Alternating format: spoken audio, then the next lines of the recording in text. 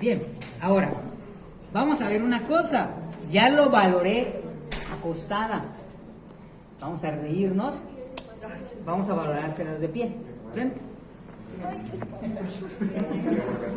Apoyo unipodal para ver la calidad de su equilibrio. ¿Sí? ¿En los dos? Los dos están mal, mi amor. 1, 2, 3, vamos. Ok. Porque es el... Vamos hacia abajo. ¿El otro?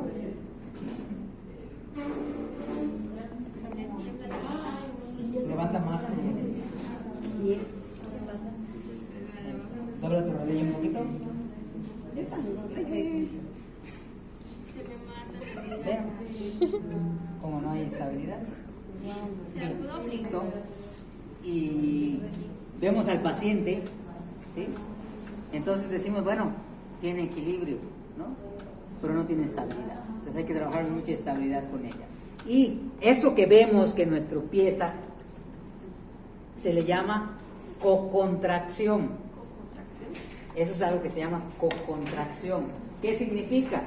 Significa que la estabilidad no está porque los músculos están peleando, a mí sí me gusta decirlo así, están peleando entre ellos. Yo estoy aquí, mi tibial anterior jala, pero al jalar mi tibial anterior, para protegerse, jaló el tibial posterior, y para protegerse jala el peroneo, y para protegerse jala el flexor, y para protegerse jala el extensor, y para protegerse se tensiona el gastrocnemio. Entonces a eso se le llama cocontracción, ¿sí? Entonces, ¿qué quiere decir? Que en el caso de ella, su tratamiento tendría que ser ponerle ejercicios, ni siquiera todavía de equilibrio, tendría yo que ponerle primero ejercicios de activación muscular, que trabaje dorsiflexores, que trabaje plantiflexores, que trabaje inversores, que trabaje eversores, para que después ella pueda ponerla de pie, ¿sí? Totalmente distinto a lo que muchas veces la gente está acostumbrado a hacer, un esguince de tobillo, directo, vámonos, ¿sí? Este es un ejercicio clásico de tobillo, y peor, hay gente que todavía, viendo que hay inestabilidad interna, lo para sobre una pelota. A mi hermana que Y de repente, su patita igual, tiene de sus ligamentos, te ponen en una pelota. y de repente el paciente no puede, y esa cocontracción no se da porque el paciente no tiene ese equilibrio. Entonces, como norma, siempre decimos, nunca metas una inestabilidad externa. Algo práctico, dice el compañero.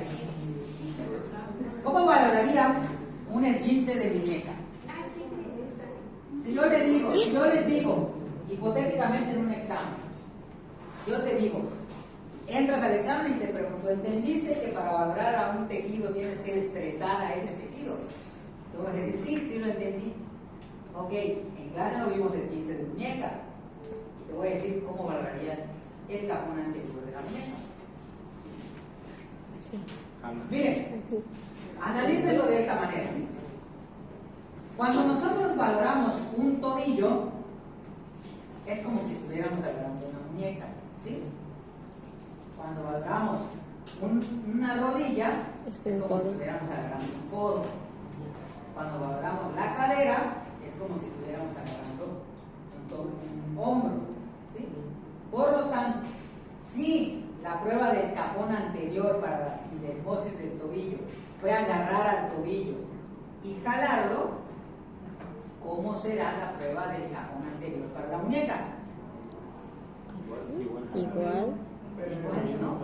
Solo que ahora, ¿qué diré? Mi paciente puede estar acostado. Para que yo haga esta prueba, mi paciente puede estar acostado. ¿Podría yo hacer esto acostado? Sí podría, porque es la muñeca. Es muñeca. Mi paciente podría estar sentado. Sí. Claro, es la muñeca. ¿Podría estar de pie? Claro, es la muñeca. O sea, el paciente puede estar en cualquier postura. ¿Mi mano dónde estaría? Mi mano superior. En la parte más distal. ¿Ahora de quién es? Del radio y del cúbito. Pero ojo, porque en el tobillo, perdón, en la muñeca, nunca se olviden del carpo. Entonces Ya sentí que es tu cargo, tu problema. Yo tengo que estar por encima de las apófisis estiloides del radio y del cúbito. Esos huesitos que se saltan en esos huesos, ¿no? Entonces, pues estoy por encima. Y mi otra mano, ¿dónde tendría que estar? El otro. En la parte más proximal de la mano, justo por debajito, miren, el dedo pulgar. ¿De acuerdo? Si quiero yo agarrarla de esta manera, también lo puedo hacer. ¿De acuerdo? A mí se me acomoda más así, agarrando al pulgar, empuñándolo y teniendo mi mano en esta posición. ¿De acuerdo? Si lo que yo quiero valorar es la inestabilidad anterior, ¿qué hago? Jalo hacia arriba, ¿no? Ahí, sentí como regreso. ¿Sí? Si lo que yo quiero es valorar la inestabilidad posterior, ¿qué hago? Bajo. No, tú estás doblando hacia abajo. Una contracción, pero no hubo. ¿Lo sientes? Una contracción, pero no hubo el desplazamiento. Si lo que yo quiero es valorar la inestabilidad externa,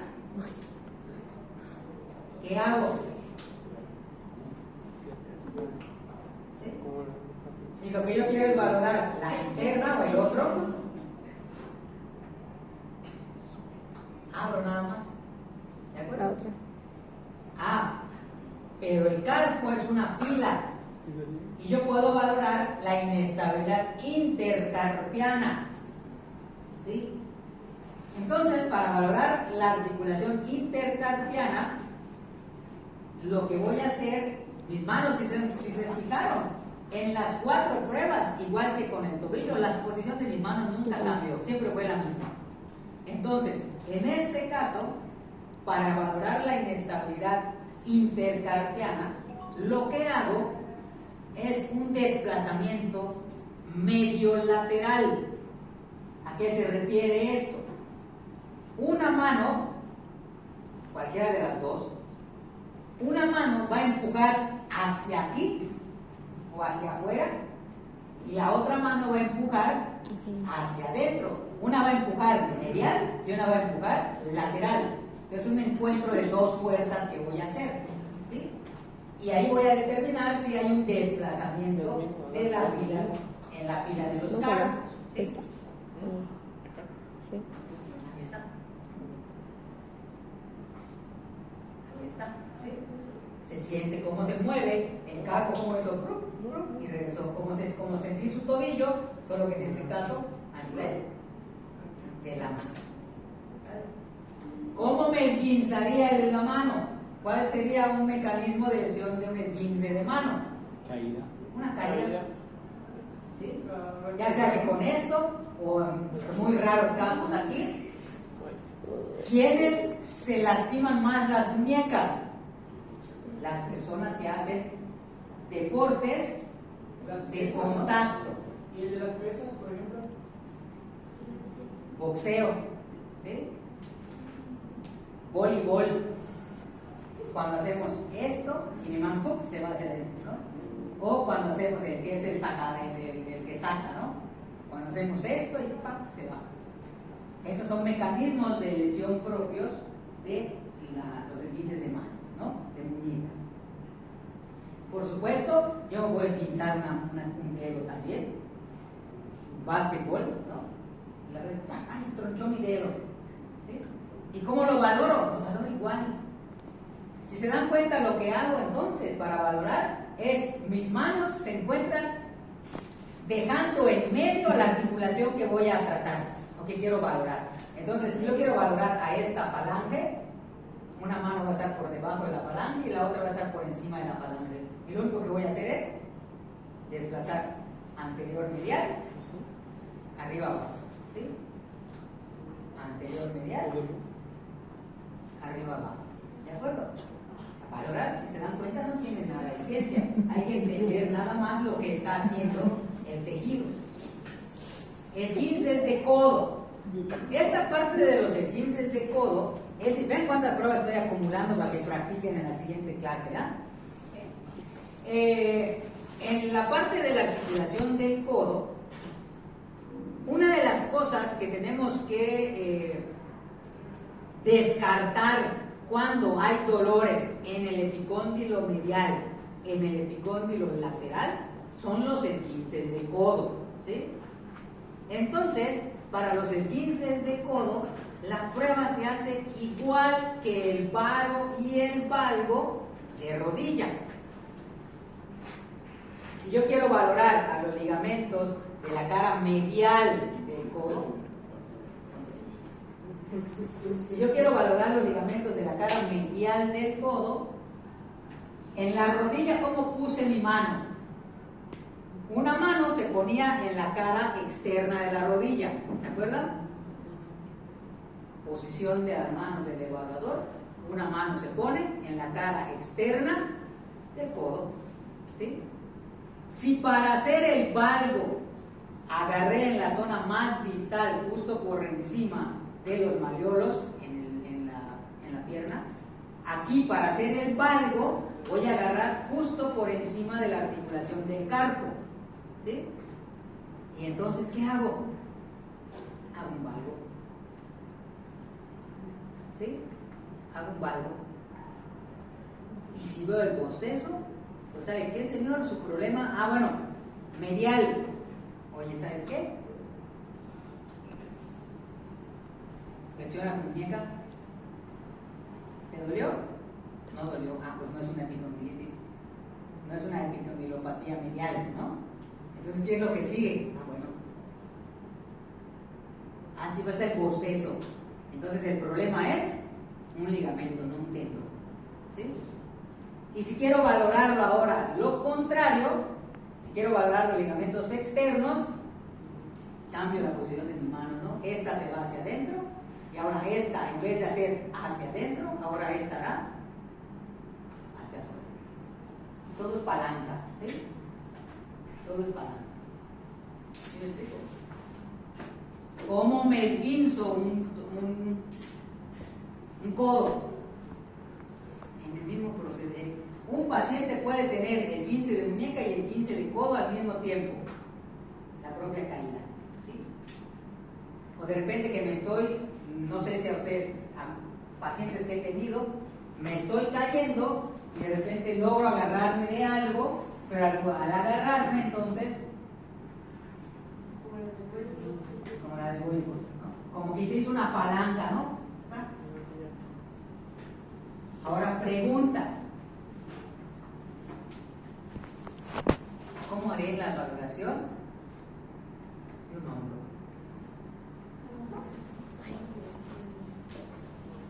¿Cómo valoraría un hombro? El hombro, les voy a decir algo, para que empiecen a pensar. Para valorar al hombro tengo 4 pruebas. 3 que son básicas y una que es avanzada. Tengo la prueba del cajón anterior. Tengo la prueba del cajón posterior. Tengo la prueba que se llama prueba del surco o cajón inferior. Y tengo la cuarta, que es la avanzada, que se llama la prueba de la aprehensión anterior, que es muy parecida a Paté, a la maniobra de Paté, ¿sí? ¿Cómo haría yo un cajón anterior? Si ustedes analícenlo, pongan en su cabeza, pongan la imagen, recuerden la imagen de cómo está el rodete glenoideo y está la cabeza del húmero, ¿sí? En esta posición, ¿de acuerdo? Si yo estoy viendo así a mi paciente, esta es una vista anterior, ustedes están viendo anteriormente, ¿cómo se desplazaría anteriormente la cabeza del húmero? ¿Hacia aquí? ¿Hacia aquí? ¿Hacia aquí? ¿O hacia aquí? Entonces, ¿qué tengo que hacerle a la cabeza del húmero? Es correcto, tengo que empujarla hacia adelante, ¿no? Es un cajón anterior.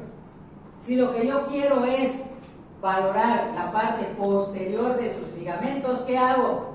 Hacia atrás. Empujo hacia atrás. Y si yo quiero valorar la parte inferior de los ligamentos, ¿qué hago? Jalo Hacia abajo. y así de sencillo ya tengo mi cajón anterior, mi cajón posterior y mi cajón inferior, ¿sí? Bueno, vamos a verlos de manera más detallada, ¿no? Bien, en cuestión del hombro, la articulación del hombro, recuerden que ya lo habíamos visto de manera rápida cuando vimos tendinopatías. En el caso ahora, hablando de articulaciones, la articulación del hombro está compuesta por la articulación acromioclavicular, la articulación glenohumeral, la articulación torácica o escapulotorácica, la articulación externo-clavicular, ¿sí?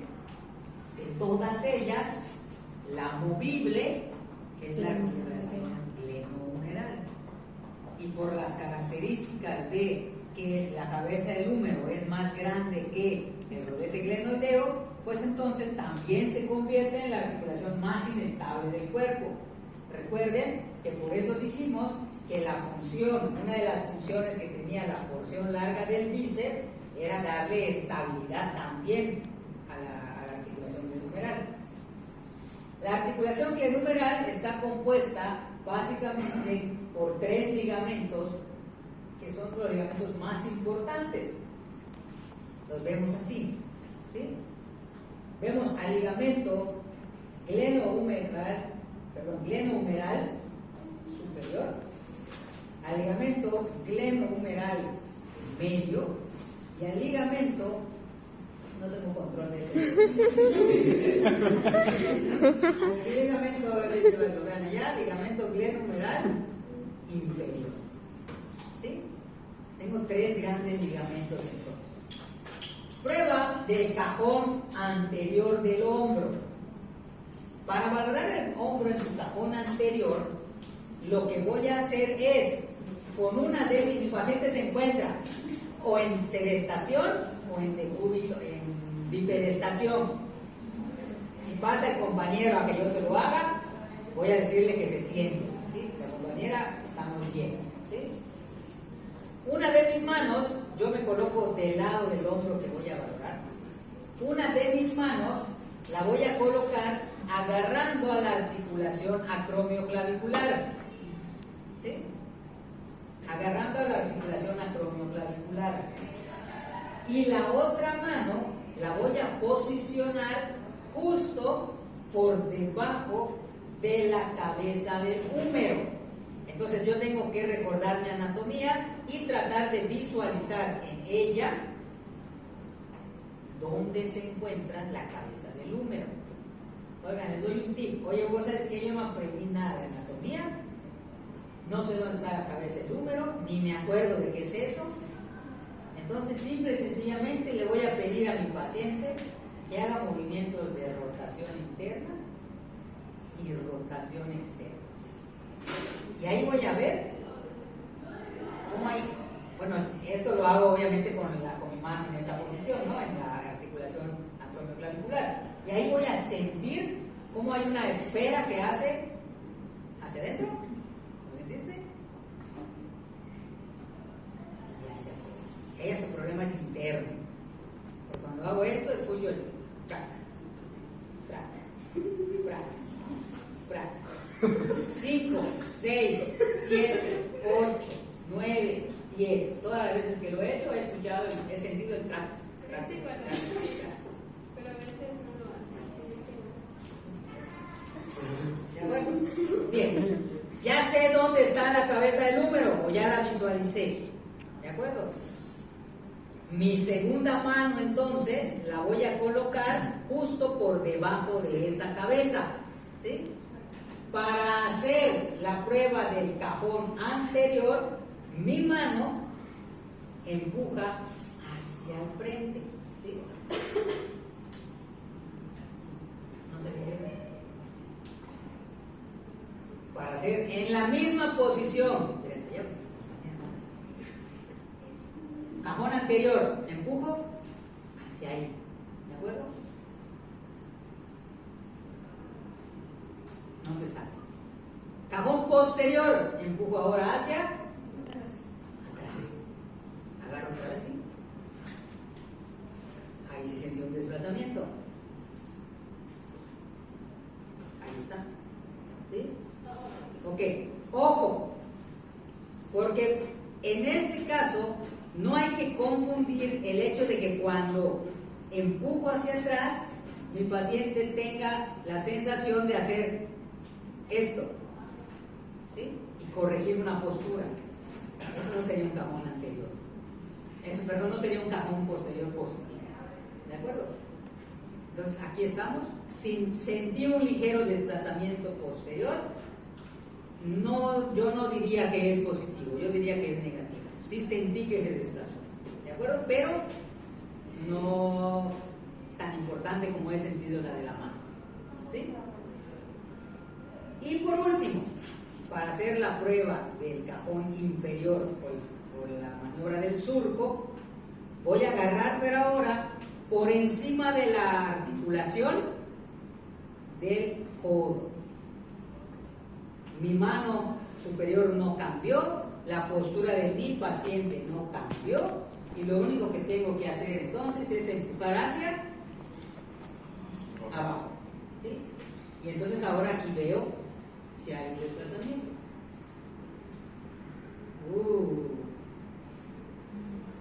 Positivo. Ay, sí lo sentí desde el inicio. Lego, ven a sentir.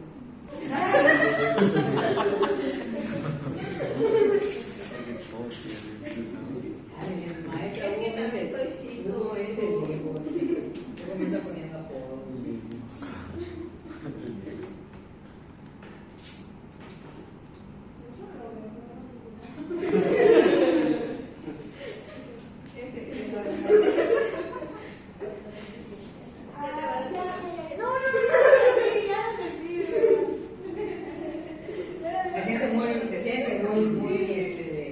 El desplazamiento inferior se siente, ¿no? Cuando haces esto y eso es cada vez que lo hago, ya lo hice 3 veces y en las 3 veces lo he sentido, ¿sí? Bien, ahora, hay algo que creo que no les he dicho con la prueba de los cajones. La prueba de los cajones tienen un riesgo mucho mayor que cualquier otra prueba, en el sentido de que yo puedo sacar a la articulación de su lugar, puedo luxar la articulación, ¿sí? Por eso, cuando nosotros hacemos la prueba, estas pruebas, todas las que hemos visto, rodilla, tobillo, muñeca, codo, hombro, cualquiera de estas pruebas no se hacen de manera brusca. ¿A qué me refiero con esto? Voy a hacerlo. No se hacen agarrando al paciente y haciendo esto, ¿sí? No se hacen haciendo así. Agarramos al paciente y poco a poco vamos traccionando o haciendo el movimiento que tengamos que hacer. En este caso estamos traccionando y yo voy a ir aumentando la fuerza sintiendo ese desplazamiento, ¿sí?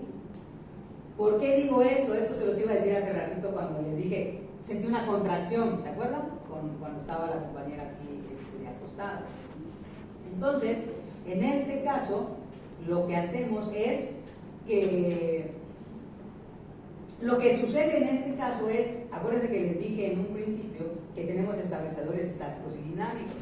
Si yo hago el movimiento demasiado brusco, lo que voy a provocar es que los músculos se tensen para proteger a la articulación, que es lo que ocurre en los mecanismos de lesión. Yo me voy a esguinzar y antes de que el movimiento se produzca, mis músculos, en este caso del tobillo, mis músculos peroneos ya se tuvieron que haber activado para jalar mi pie del otro lado. Esa es la razón por la que cuando el mecanismo de lesión es muy rápido, puede haber un doble mecanismo lesional, es decir, mi pie se está yendo hacia adentro en una inversión, el músculo jaló, protegió el movimiento lesional, pero al proteger el movimiento lesional llevó mi pie hacia adentro. Entonces tuve una inversión, eversión. Entonces me duelen los dos lados de mi tobillo porque los dos me esguincé por la protección que mis músculos le quisieron hacer a un lado. Por eso siempre digo que el cuerpo, cuando entiendes el funcionamiento del cuerpo, es muy interesante, pero al mismo tiempo es tonto. porque por protegerse me lastimó más de lo que me debía haber lastimado. Y esa es una de las razones por las que, por ejemplo, a lo mejor lo que voy a decir les dirá, ay, no puede ser que digan que en algún momento vaya yo a realizar eso, a decir eso. Por eso muchas veces al atleta, cuando se está cayendo, le decimos, cáete. Es preferible que te caigas a que intentes no caerte. Te lesionas más tratando de no caerte que cayéndote. En un esguince de tobillo, por ejemplo, cuando un basquetbolista salta, cae y se dobla, la indicación es déjate llevar, no pongas fuerza, porque si pones fuerza va a suceder ese movimiento contrario, te vas a lastimar más de lo que tirándote. Bueno, claro, tirándote te puede raspar, un hematoma por una contusión o lo que sea, ¿no? Pero te lesionas menos. ¿Qué ibas a decir? Es por eso que, por ejemplo, en la fractura del ligamento cruzado se puede llevar los meniscos y los colaterales. Es correcto, es correcto. ¿De acuerdo? Bien, muchas gracias, compañero. Esta ahorita es de los esguinces más comunes que ocurren, solo por debajo de los esguinces de tobillo. ¿De acuerdo? El esguince cervical o síndrome del latigazo cervical. ¿Sabes qué les pasa? Yo me duermo mucho en el coche, entonces llevo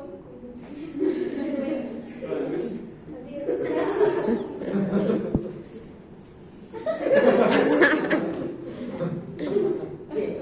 El esguince cervical sería, eres un mal copiloto, Francis. Como ves las cosas. Bien, el esguince cervical es uno de los esguinces traumáticos más comunes en el mundo, ¿sí? Es una de las principales causas de ausentismo laboral. Básicamente, los esguinces cervicales o los esguinces de cuello son esguinces que ocurren por un mecanismo de lesión de aceleración-desaceleración. El mecanismo, el evento que produce este mecanismo más comúnmente son los accidentes automovilísticos. Cuando estás manejando y de repente te chocan por detrás, ¿sí? Sobre todo por detrás, ¿no? Entonces, como tú estás descuidando, no estás esperando que te choquen, la musculatura del cuello está relativamente relajada. Por lo tanto, ocurre un movimiento de aceleración, desaceleración, ¿sí? Eso hace muchas veces que los huesos cervicales, los huesos de la columna cervical, se desplacen hacia el frente, ¿sí? Y cuando el mecanismo de lesión fue muy fuerte, al momento de hacer la flexión, se corre el riesgo de que la vértebra se desplace posteriormente, provocando una luxación cervical, ¿sí? Entonces eso no es tan... Los esguinces cervicales parecieran ser muy sencillos, pero dependiendo de la gravedad, puede ser, de la velocidad de la acción, puede ser muy, muy perjudicial, incluso desnucar a las personas, ¿sí? En el caso de la compañera, bueno, el esguince cervical más común es el de movimiento de aceleración, desaceleración, flexión, extensión, es el latigazo, ¿sí? Pero también puede hacer un movimiento de lateralización, ¿sí? Entonces una montaña rusa es Sumamente peligrosa, ¿sí? Es sumamente peligrosa, así es. Ahora bien, cuando hay movimiento de aceleración, desaceleración, para la lateralización, el riesgo que se corre es ahora que las vértebras se desplacen, ¿sí? En un eje. Los esguinces cervicales también se clasifican en primero, segundo, tercer y cuarto grado, ¿sí? Luego entonces, bueno, cuarto grado ya no, porque cuarto grado sería la muerte, ¿no? Pues sí, ya se romperían los huesos de allá, ¿no? Y ahí la cuestión del esguince cervical es que aquí se encuentra la salida de los nervios, ¿sí? Del plexo braquial. Luego entonces, muchas veces, sobre todo en un esguince de primer grado, el paciente no siente dolor a nivel cervical. El dolor que siente es a nivel de la musculatura del trapecio y o de los brazos. Sí, de por sí la tensión muscular, uno de sus sitios favoritos para decir, para acumularse y decir que estamos tensos son los cuellos. ¿Sí? No son los cuellos, pero los trapecios, sobre todo la segunda porción. ¿Sí? Bueno, el problema de la segunda porción del trapecio es que justo en su punto que choca con la columna cervical es el punto en donde nacen o donde va a pasar el plexo braquial.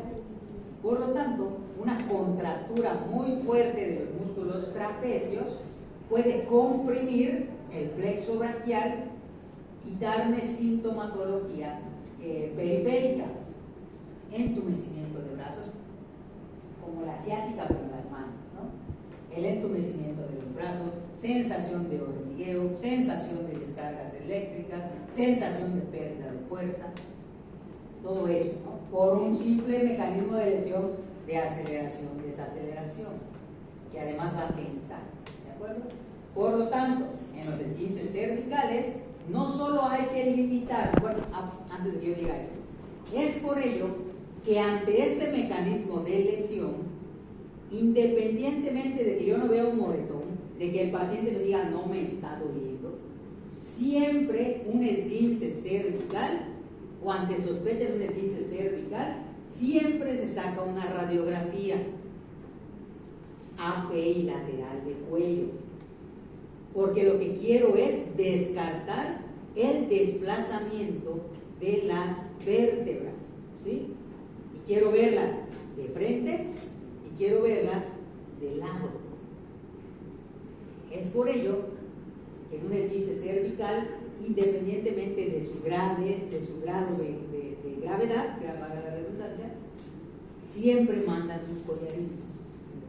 Y el collarín más importante es el collarín blando, ese que podemos encontrar hasta en el súper, ¿no? Entonces siempre se inmoviliza hasta que se descarte la fractura, ¿no? O alguna lesión a nivel óseo. Pero es para que no se siga moviendo, ¿no? Es para que no se siga moviendo, es una medida preventiva. Entonces, este esguince es el que se escapa de la recomendación de no lo inmovilices. Si es de primer grado, no inmovilices. Siempre hay que inmovilizar. ¿De acuerdo? Columna, siempre hay que inmovilizar. ¿De acuerdo? Bueno, entonces, ahora sí, con base a esto, los pacientes con esguince cervical muchas veces presentan otras sintomatologías que no son el dolor ni la limitación de la movilidad. Los pacientes con esguince cervical también pueden presentar cefaleas. También pueden presentar alteraciones del equilibrio, ¿sí? Porque esa aceleración movió todo lo que está en el oído, sobre todo en el oído medio, ¿sí? Este esguince cervical también puede ocasionar sensaciones de vómito, de querer vomitar, vértigos, ¿sí? Que se desmayen. Todo eso puede ocasionar un esguince cervical. Así que, bueno, qué chistoso es eso de que ya me chocaron, no pasó nada. No, sí puede pasar mucho, ¿no? Ahora bien, se me pasó decirles en el mecanismo de lesión. El mecanismo de lesión más común es el que les expliqué. Pero, ¿cuántos de ustedes han visto, compañero, lo voy a hacer, por favor pon duro tu cuello, por lo más de lo que puedas? ¿Cuántas veces han visto o les han hecho a ustedes mismos, viene un compañero, un amigo, tu novio, tu novia, y de repente empieza, te dije que pusieras duro tu cuello? ¿Lo han hecho o han visto que lo hagan? ¿Y tu maestro qué hizo su cuello, no? Hizo el mismo movimiento lesional. O de repente también vienen y hacen, ¿no? Entonces se hace el mismo movimiento lesional. Esto lo puede ver suavecito. ¿Sí me explico en este caso? Bien. ¿Qué tenemos que valorar entonces en el esguince cervical? En el esguince cervical es muy importante valorar más que a las cervicales, que eso me lo va a dar una radiografía, la calidad de cómo quedaron la musculatura alrededor de las cervicales. Un trapecio. Mira ya cómo está su contractura. ¿Sí? A nivel de trapecio, ¿no? Aquí abajito hay un músculo entre la clavícula y la porción del trapecio. Hay un músculo que siempre se nos olvida, que es el elevador de la escápula, ¿sí? Entonces, muchas veces si yo presiono aquí, pueden sentir dolor, ¿sí? ¿Qué otro?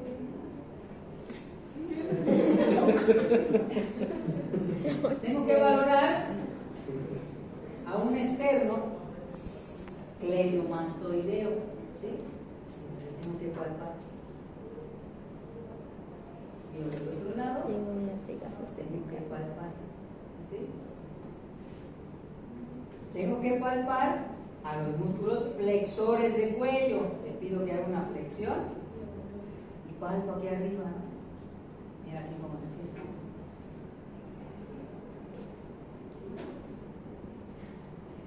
Ahí está más tenso de este lado. Y tengo que palpar. No sé si ya tuvieron o van a tener o están teniendo la famosa articulación ATM. Bueno, van a tener una asignatura que es no sé qué ATM. La articulación temporomandibular. En muchos casos, la gran mayoría de las contracturas del cuello vienen desde la mandíbula. Así es. Sobre todo cuando son contracturas, cuando el paciente llega y me dice, es que ya tengo más de 6 meses así, voy a masaje y no se me quita, me ponen corrientes, no te dicen corrientes, me ponen los toquecitos, me ponen la de gel, me ponen la cosa caliente, nada más se me quita, pero después regresa. Que sabes que muy probablemente tu problema no está en el trapecio, muy probablemente tu problema pueda empezar desde la mandíbula. Entonces, muchas veces en la valoración, ahí está, muchas veces en la valoración de la mandíbula les pedimos que nos muestren los dientes, que nos hagan así. Porque entonces vemos, sin miedo, compañera, así, muéstralo bien. Porque entonces vemos si hay desgaste del esmalte, porque muchas veces, como la mandíbula se tensa, porque muchas veces no sabemos que tenemos algo que se llama bruxismo. ¿Qué es eso del bruxismo? Que cuando estamos durmiendo o estamos en un estado de relajación o estamos muy tensos, estamos apretando. Es eso, es el bruxismo, que de repente empiezan y eso desgasta el esmalte de hecho, tienes de los dientes, ¿no? Van a tener la asignatura para la valoración de esto y el tratamiento. Literalmente, para tratar un ATM, te pones un guante, yo no me pongo de látex, me pongo de trilo, es gran Costco, acuestas a tu paciente, le dices que abra la boca, metes tus dedos dentro de la boca del paciente y de verdad le empiezas a dar masaje dentro de la boca. Yo sí tengo eso. ¿Sabes cuántas veces me han mordido por hacer eso? Porque de repente cuando tocas donde está el punto más álgico, el paciente a medida de protección cierra. Sí, más de una vez he dicho, puta. No te lo digas, no te lo digas. Ay, perdóname, pero eso es lo que pasa.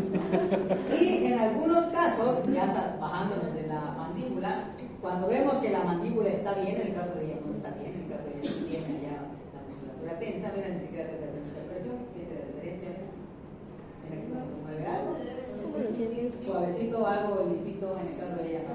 Mira, aquí están los dientes, mira, arriba de los dientes, porque ya maestro puede estar tocando mis dientes y todo eso, no, ya por eso les digo, aquí están los Bueno, cuando vemos que la mandíbula está bien, entonces nos vamos al siguiente punto. Nos vamos a la parte de la calidad de la musculatura pectoral. ¿Sí? Entonces muchas veces, ahí está, no te tenía tu lado de eso de todo. ¿Cuál es el rival del ego? ¿Cómo se llama? Nillago.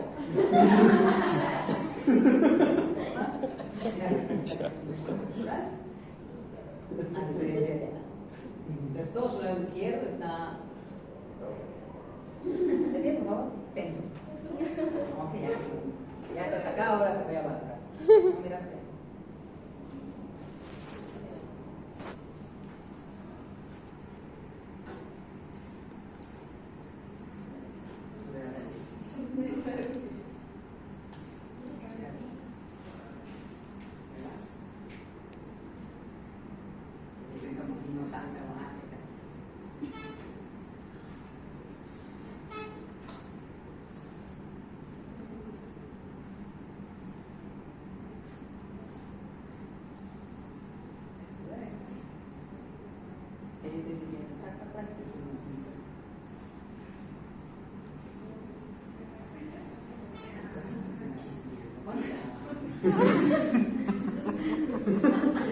Como 20 veces que hay ¿verdad que sí? Sí. No se puede comer aquí, igual cuando se van sigue comiendo. ¿Sí? Entonces, esto es lo que hay que hablar del síndrome de latigazo, el síndrome de latigazo cervical o epidemitis cervical. Ahora, ¿cómo valoro al esguince, no? El esguince lo voy a valorar. En esta no hay una prueba de cajón anterior, no voy a agarrar el cuello del paciente y lo voy a querer desplazar. En esta valoramos con respecto a la facilidad del movimiento del paciente. Es decir, yo coloco mis manos y sin que el paciente me ayude totalmente pasivo, déjame girar el cuello. Hasta que yo sienta un tope, un gorrija ahí ya. Le voy a explicar a ella para que ella también se haga consciente de lo que yo estoy sintiendo. Cuando yo estoy haciendo esto, el movimiento es fluido, y de repente sientes como de repente ahí algo me quiso detener. Sientes que lo estoy haciendo con fuerza. O sea, sientes que yo hice esto. ¿No, verdad? Es nada más estoy haciendo. Hasta ahí está otra vez. ¿Sí? Hay algo que como que me detiene por un segundito, por un momentito, el movimiento. Entonces digo, hay una limitación importante de la movilidad. Ahora lo comparo con el lado contrario.